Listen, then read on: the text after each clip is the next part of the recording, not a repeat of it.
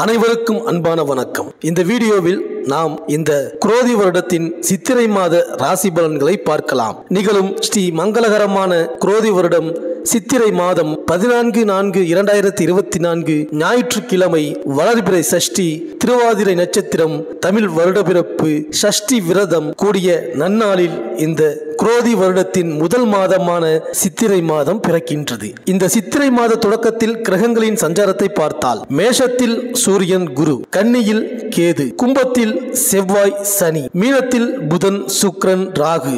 இந்த சித்திரை மாதத்தில் சூரியன் மேஷ ராசியில் பயணம் செய்வதால் மேஷ மாதம் என்று அழைக்கப்படுகின்றது. இந்த மாதத்தில் சூரியன் உச்சகதியில் தன் பயணத்தை தொடங்குவார். அகிலாண்ட கோடி பிரம்மாண்ட நாயகன் சொக்கநாதரும் அகிலாண்ட கோடி பிரம்மாண்ட நாயகி மீனாட்சி அம்மனுக்கும் இந்த மாதத்தில் தான் திருக்கல்யாணம் நடக்கிறது. மேலும் அம்மன் ஆலயங்களில் தேரோட்டங்களும் திருவிழாக்களும் மிக அதிகமாக இந்த மாதத்தில் நடக்கும். மாதந்தோறும் பௌர்ணமி வந்தாலும் சித்திரை மாதத்தில் வரும் பௌர்ணமியை தான் சித்ரா பௌர்ணமி என்று சிறப்பு பெயரிட்டு அழைக்கின்றோம். அந்த நாள் சித்திரை 10ஆம் தேதி, அதாவது 23/4/2024 செவ்வாய்க்கிழமை அன்று வருகின்றது. ராஜ கிரகமான சூரியன் உச்சம் பெற்று திகழும் இந்த மாதத்தில் சந்திரன் முழுமை பெறும் பௌர்ணமியை நாம் கொண்டாடினால் முன்னேற்றத்தின் முதல் படிக்கு செல்லலாம். நித்திரையிலேயே வாழ்க்கையை கழிக்காமல் முத்திரை பதித்து வாழ வேண்டுமானால் சித்திரையில் வரும் பௌர்ணமியை சிறப்பாக கொண்டாட வேண்டும். அது மட்டுமல்லாமல்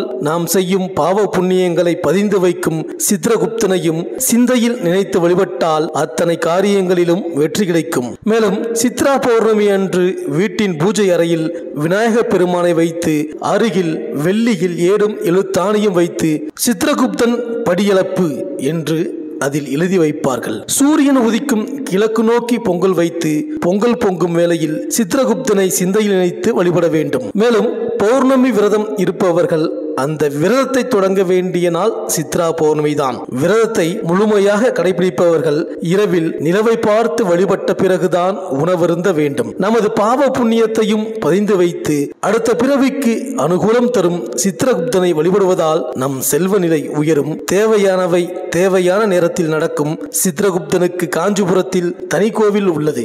அருப்புக்கோட்டை அமிர்தலிங்கேஸ்வரர் கோவிலில் சித்ரகுப்தனுக்கு தனி சன்னதி இருக்கின்றது. மேலும் இந்த சித்திரை மாதத்தில் கிரகங்களின் பெயர்ச்சியை பார்த்தால், சித்திரை 3ஆம் தேதி புதன் மீனராசியில் வக்ர நிவர்த்தி ஆகின்றார். சித்திரை 9ஆம் தேதி செவ்வாய் மீனராசிக்கு பெயர்ச்சியாகின்றார். சித்திரை 12ஆம் தேதி சுக்கிரன் மேஷராசிக்கு பெயர்ச்சியாகின்றார். சித்திரை 18ஆம் தேதி புதன் மேஷராசிக்கு பெயர்ச்சியாகின்றார். இந்த கிரகங்களின் சஞ்சாரம் மற்றும் இந்த கிரகங்களின் மாற்றத்தினால் உங்கள் ராசிக்கு என்னென்ன பலன்கள் கிடைக்கப் போகின்றது, நீங்கள் செய்ய வேண்டிய பரிகாரங்கள் என்ன என்று இந்த வீடியோவில் பார்க்கலாம். புத பகவானை ராசிநாதனாக கொண்ட கன்னியா ராசி அன்பர்களே, இந்த குரோதி வருட சித்திரை மாத கிரக நிலைகளை ஆராய்ந்து பார்க்கும் பொழுது உங்களது எண்ணப்படி திட்டப்படி இந்த மாதத்தில் இரட்டை வளர்ச்சிகளை அதிர்ஷ்டங்களை எந்த ரூபத்திலோ சந்திக்க இருக்கின்றீர்கள். உங்கள் ராசிக்கு ஜென்மத்திலும் 7ஆம் வீட்டிலும் அமர்ந்திருக்கின்ற ராகு கேது பகவானால் 2023 நவம்பர் மாதத்திலிருந்து உங்களுக்கு எந்த வகையிலும் திருப்திகரமாக நகரவில்லை.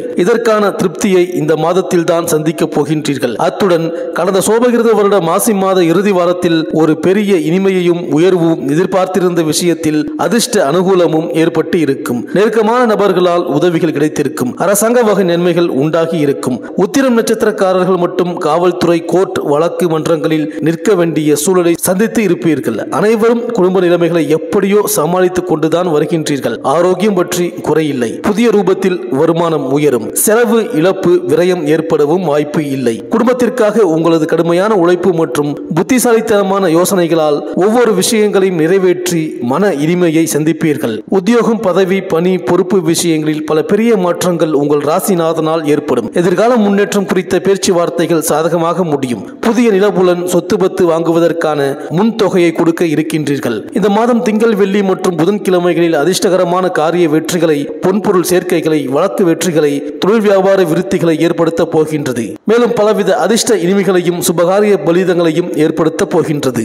மேலும் சித்திரை 1ஆம் தேதி முதல் 8ஆம் தேதி வரை கும்பராசியில் சனியும் செவ்வாயும் சேர்க்கை பெற்றிருக்கின்றார்கள். 6இல் சனி இருப்பது யோகம்தான். அவரோடு அஷ்டமாதிபதி செவ்வாயும் இணைந்திருப்பதால் விபரீத ராஜயோக அடிப்படையில் எதிர்பாராத விதத்தில் நல்ல சம்பவங்கள் பலவும் பலவும் நடைபெறும். தொழிலில் அடுக்கடுக்காக புதிய ஒப்பந்தங்கள் வந்து அலைமோதும். வெளிநாட்டு வணிகம் ஆதாயம் தரும். என்றைக்கோ குறைந்த விலைக்கு வாங்கி போட்ட இடம் அல்லது பூர்வீக சொத்துக்கள் அதிக விலைக்கு விற்று மகிழ்ச்சியை தரும். சித்திரை 3ஆம் தேதி புதன் வக்ர நிவர்த்தியாகிறார். இந்த காலம் உங்களுக்கு ஒரு யோகமான காலம்தான். ராசிநாதன் வக்ர நிவர்த்தியாவதால் உடல் நலம் சீராகும். உற்சாகத்தோடு செயல்படுவீர்கள். தொழில் வளர்ச்சியில் இருந்த குறுக்கீடுகள் அகலும். வியாபாரத்தை விரிவு செய்யும் முயற்சியில் ஆர்வம் காட்டுவீர்கள். நல்ல சம்பவங்கள் பலவும் இல்லத்தில் நடைபெறும். நண்பர்கள் தக்க சமயத்தில் உதவி செய்வார்கள். உத்தியோகத்தில் மேல் அதிகாரிகள் உங்கள் திறமையை கண்டு ஆச்சரியப்படுவதோடு கேட்ட சலுகைகளையும் வழங்குவார்கள். சித்திரை 9ஆம் தேதி மீன ராசிக்கு செவ்வாய் செல்கிறார். உங்கள் ராசிக்கு 3, 8 ஆகிடங்களுக்கு அதிபதியானவர்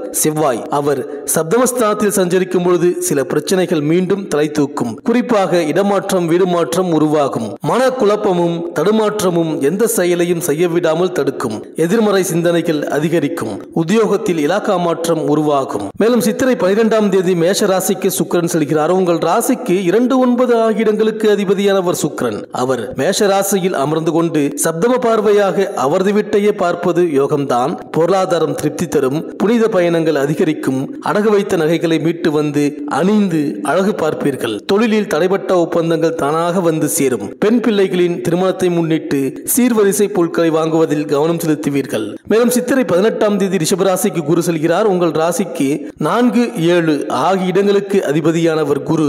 அவர் ரிஷபராசியில் சஞ்சரிக்கும் பொழுது உங்கள் ராசியை பார்ப்பதோடு 3, 5 ஆகிய இடங்களையும் பார்க்கிறார். எனவே உடல் நலம் சீராகும். உள்ளத்தில் நினைத்ததை உடனடியாக செய்து முடிப்பீர்கள்.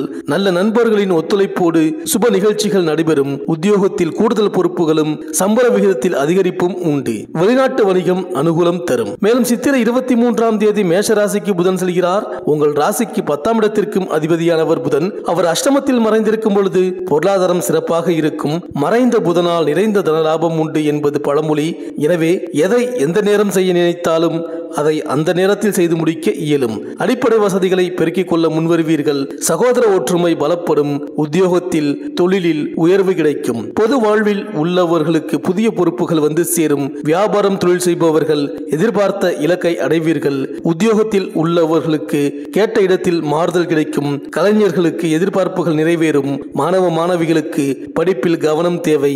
பெண்களுக்கு குடும்ப சுமை கூடும். குடியிருக்கும் வீட்டால் சில பிரச்சனைகளை சந்திக்க நேரிடும். இந்த கன்னியாராசி பெண்களுக்கு பாசம், நேசம், பண்பு, ஒழுக்கம், நேர்மை, கடமைகளை தெல்ல தெளிவாக செய்து முடித்தல் போன்ற ஒப்பற்றவர்களாக விளங்கும் தருணம் இது. உத்தியோக உயர்வு, புகழ், கௌரவம் உண்டாகும். நண்பர்களிடம் சில தவிர்க்க முடியாத இன்னல்களை சந்திக்க வேண்டியிருக்கும். இதனால் அமைதியுடன் தன் பணிகளுக்கு மட்டுமே முக்கியத்துவம் அளிப்பதால் நிலைமைகளை சமாளித்து புகழ் பெறலாம். அரசியல்வாதிகள் நீங்கள் ஆர்வ மிகுதியால் தகுதியை விட கூடுதல் செலவுகளை செய்து உடன் இருப்பவர்களை மனம் குளிரச் செய்வீர்கள். அரசியலில் உங்கள் நிலை உயர்வு உண்டாகும்.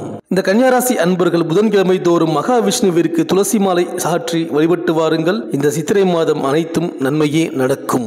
இந்த வீடியோ உங்களுக்கு பிடிச்சிருந்தா லைக் பண்ணுங்க, உங்க ஃப்ரெண்ட்ஸ்களுக்கு ஷேர் பண்ணுங்க. நம்ம சேனலை தொடர்ந்து பார்க்க மறக்காம சப்ஸ்கிரைப் பண்ணுங்க. பக்கத்தில் இருக்கிற பெல் ஐக்கானை கிளிக் பண்ணிக்கிங்க. மீண்டும் அடுத்த வீடியோவில் சந்திப்போம். நன்றி, வணக்கம்.